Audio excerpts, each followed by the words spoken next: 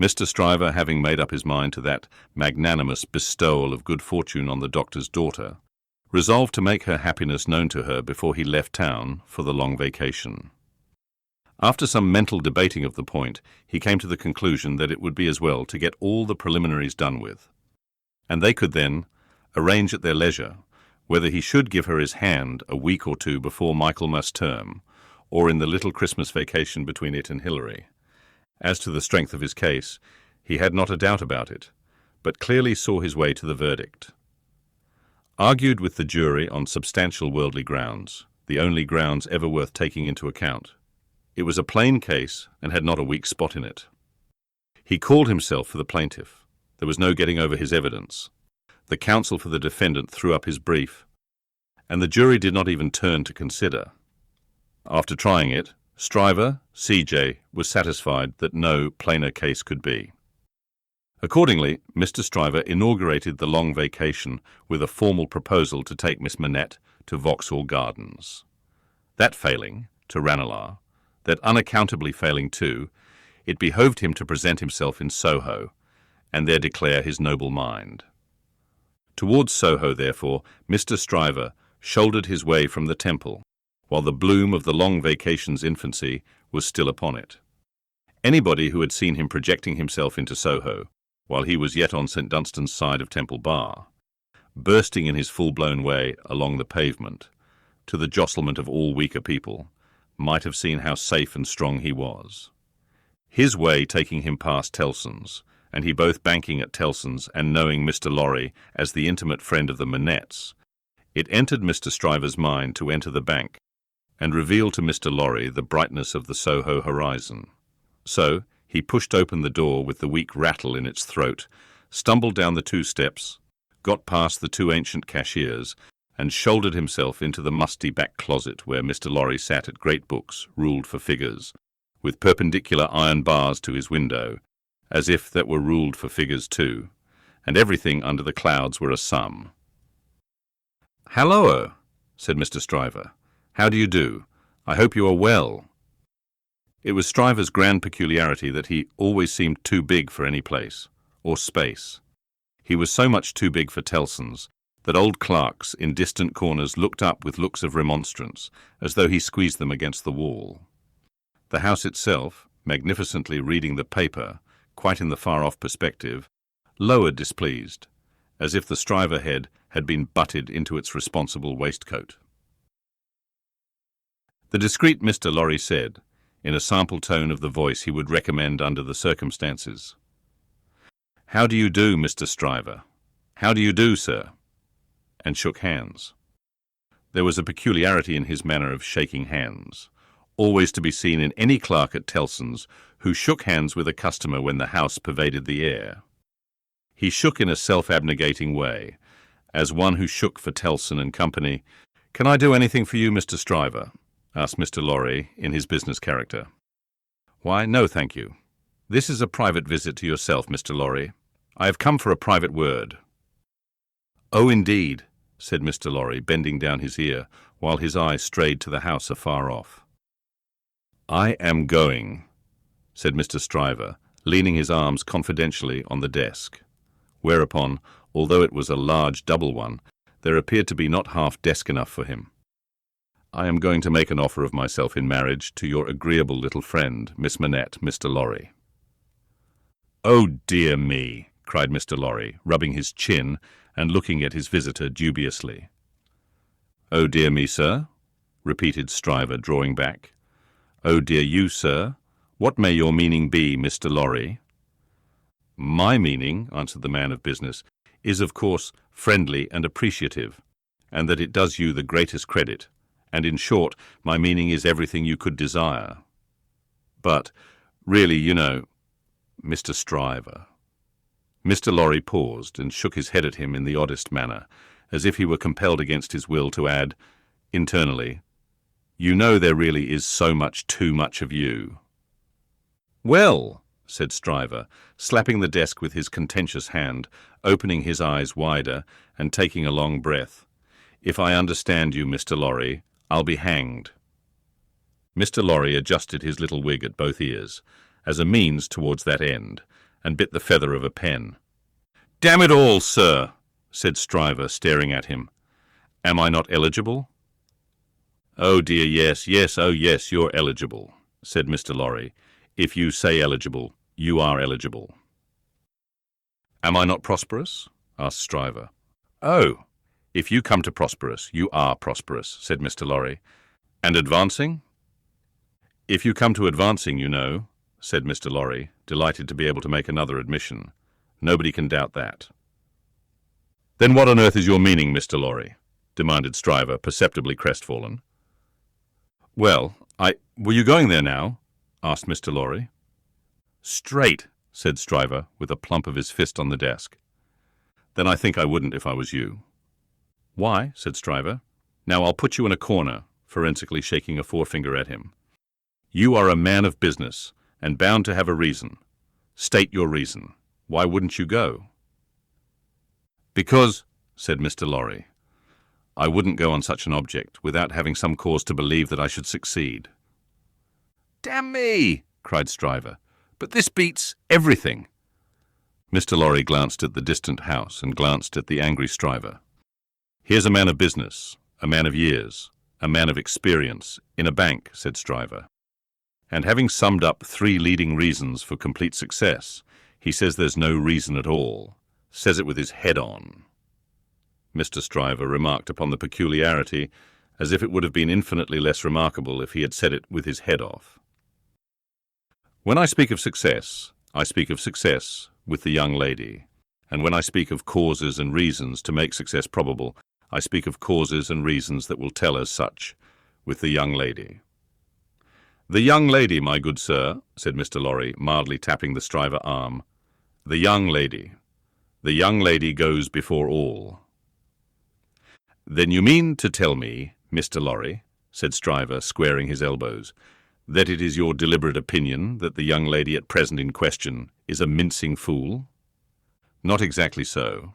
I mean to tell you, Mr. Stryver," said Mr. Lorry, reddening, "that I will hear no disrespectful word of that young lady from any lips, and that if I knew any man, which I hope I do not, whose taste was so coarse, and whose temper was so overbearing, that he could not restrain himself from speaking disrespectfully of that young lady at this desk, not even Tellson's should prevent my giving him a piece of my mind." The necessity of being angry in a suppressed tone had put Mr. Stryver's blood vessels into a dangerous state when it was his turn to be angry. Mr. Lorry's veins, methodical as their courses could usually be, were in no better state now it was his turn. "That is what I mean to tell you, sir," said Mr. Lorry. "Pray let there be no mistake about it." Mr. Stryver sucked the end of a ruler for a little while, and then stood hitting a tune out of his teeth with it, which probably gave him the toothache. He broke the awkward silence by saying, "This is something new to me, Mr. Lorry.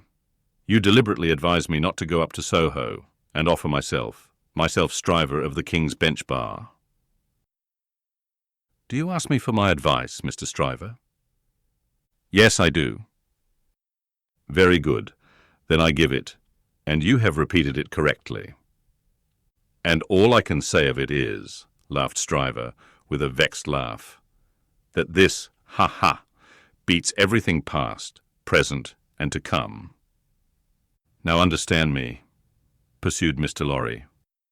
"As a man of business, I am not justified in saying anything about this matter, for, as a man of business, I know nothing of it.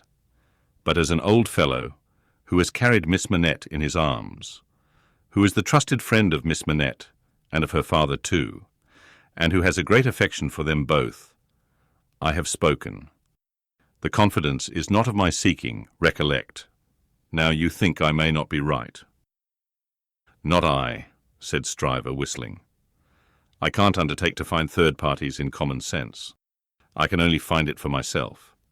I suppose sense in certain quarters. You suppose mincing bread and butter nonsense. It's new to me, but you are right, I dare say. What I suppose, Mr. Stryver, I claim to characterize for myself. And understand me, sir," said Mr. Lorry, quickly flushing again. "I will not even at Tellson's, have it characterized for me by any gentleman breathing." "There, I beg your pardon," said Stryver, Granted, thank you. Well, Mr. Stryver, I was about to say, it might be painful to you to find yourself mistaken. It might be painful to Dr. Manette to have the task of being explicit with you. It might be very painful to Miss Manette to have the task of being explicit with you. You know the terms upon which I have the honour and happiness to stand with the family. If you please, committing you in no way, representing you in no way, I will undertake to correct my advice by the exercise of a little new observation, and judgment expressly brought to bear upon it. If you should then be dissatisfied with it, you can but test its soundness for yourself. If, on the other hand, you should be satisfied with it, and it should be what it now is, it may spare all sides what is best spared. What do you say? How long would you keep me in town? Oh, it is only a question of a few hours. I could go to Soho in the evening and come to your chambers afterwards. Then I say yes, said Stryver. I won't go up there now. I am not so hot upon it as that comes to. I say yes, and I shall expect you to look in tonight. Good morning. Then Mr. Stryver turned and burst out of the bank, causing such a concussion of air on his passage through that to stand up against it bowing behind the two counters required the utmost remaining strength of the two ancient clerks. Those venerable and feeble persons were always seen by the public in the act of bowing, and were popularly believed, when they had bowed a customer out, still to keep on bowing in the empty office until they bowed another customer in. The barrister was keen enough to divine that the banker would not have gone so far in his expression of opinion on any less solid ground than moral certainty. Unprepared as he was for the large pill he had to swallow, he got it down. And now, said Mr. Stryver, shaking his forensic forefinger at the temple in general when it was down, my way out of this is to put you all in the wrong. It was a bit of the art of an Old Bailey tactician, in which he found great relief. You shall not put me in the wrong, young lady, said Mr. Stryver. I'll do that for you. Accordingly, when Mr. Lorry called that night as late as 10 o'clock, Mr. Stryver, among a quantity of books and papers littered out for the purpose, seemed to have nothing less on his mind than the subject of the morning. He even showed surprise when he saw Mr. Lorry, and was altogether in an absent and preoccupied state.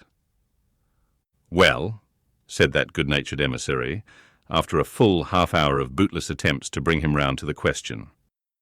I have been to Soho. To Soho, repeated Mr. Stryver coldly. Oh, to be sure. What am I thinking of? And I have no doubt, said Mr. Lorry, that I was right in the conversation we had. My opinion is confirmed, and I reiterate my advice. I assure you, returned Mr. Stryver in the friendliest way, that I am sorry for it on your account, and sorry for it on the poor father's account. I know this must always be a sore subject with the family. Let us say no more about it. I don't understand you, said Mr. Lorry. I dare say not, rejoined Stryver, nodding his head in a smoothing and final way. No matter, no matter. But it does matter, Mr. Lorry urged. No, it doesn't. I assure you it doesn't. Having supposed that there was sense where there is no sense, and a laudable ambition where there is not a laudable ambition, I am well out of my mistake, and no harm is done. Young women have committed similar follies often before, and have repented them in poverty and obscurity often before. In an unselfish aspect, I am sorry that the thing is dropped, because it would have been a bad thing for me in a worldly point of view. In a selfish aspect, I am glad that the thing has dropped, because it would have been a bad thing for me in a worldly point of view.